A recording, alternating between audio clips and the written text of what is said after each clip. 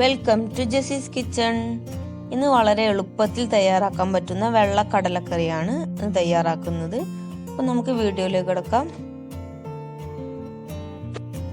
8 മണിക്കൂർ സോക്ക് ചെയ്ത് വെച്ച വെള്ളക്കടലയാണ് ഇത്. കഴുകി നമുക്ക് കുക്കറിലേക്ക് ഇട്ട് കൊടുക്കാം.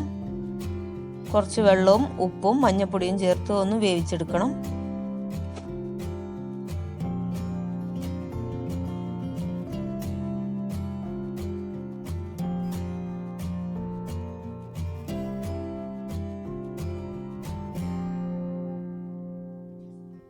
ഇനി ഒരു പാനിലേക്ക് കുറച്ച് ഓയിൽ ഒഴിച്ചു കൊടുക്കാം. ഇതിലേക്ക് 2 സവാള ചെറുതായി അരിഞ്ഞത് ഇട്ട് വഴറ്റി കൊടുക്കാം.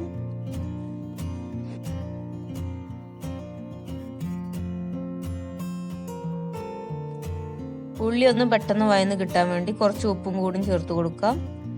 ഇനി ഇതിലേക്ക് ഓരോ ടീസ്പൂൺ വീതം ഇഞ്ചി വെളുത്തുള്ളി പേസ്റ്റ് ചേർത്ത് കൊടുക്കാം. ഇതിലേക്ക് ഒരു തക്കാളിയും ഒരു പച്ചമുളകും ചേർത്ത് കൊടുക്കാം. ഇതിന്റെ പച്ചമണം മാറിക്കഴിഞ്ഞാൽ നമുക്ക് മസാലകൾ ഇതിലേക്ക് ഇട്ട് കൊടുക്കാം. 1 ടീസ്പൂൺ കുരുമുളക് പൊടി, 1.5 ടീസ്പൂൺ മല്ലിപ്പൊടി, 1 ടീസ്പൂൺ മുളക് പൊടി, 1/4 ടീസ്പൂൺ മഞ്ഞൾപ്പൊടി, 1/4 ടീസ്പൂൺ ഗരം മസാല, കുറച്ച് വലിയ ജീരകവും കുറച്ച് പെരിഞ്ജീരകവും. എന്നിട്ട് നന്നായി ഒന്ന് വഴറ്റി കൊടുക്കാം. മസാലയുടെ പച്ചമണം പോകുന്ന വരെ ഒന്ന് വഴറ്റിയെടുക്കാം.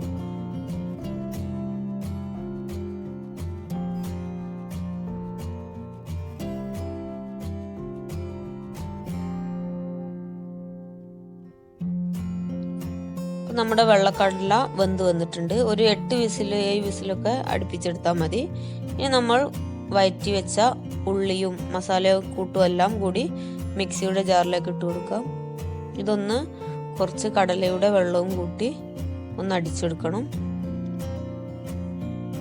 അതേപോലെ തന്നെ നമ്മുടെ കറിക്ക് നല്ല തിക്കായി കിട്ടാൻ വേണ്ടി 3 ടീസ്പൂൺ കടലയും കൂടി ചേർത്ത് മിക്സിയിൽ നന്നായി അടിച്ചെടുക്കാം.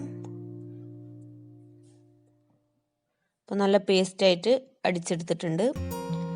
ഇനി നമുക്ക് ഈ ഉള്ളിയൊക്കെ വഴറ്റിയ പാനിലേക്ക് തന്നെ ഈ മസാല കൂട്ടുകളെല്ലാം അടിച്ചു വെച്ചതെല്ലാം കൂടി ഒന്ന് ഇട്ട് കൊടുത്ത് കുറച്ച് വെള്ളവും ഒഴിച്ച് തിളപ്പിച്ചെടുക്കാം.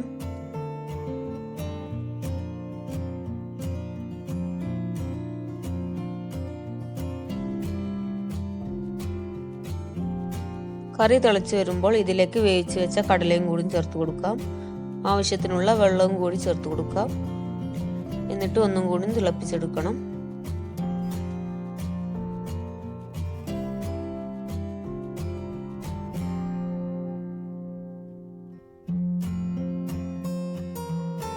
കറി നന്നായി തിളച്ച് വരുന്നുണ്ട്.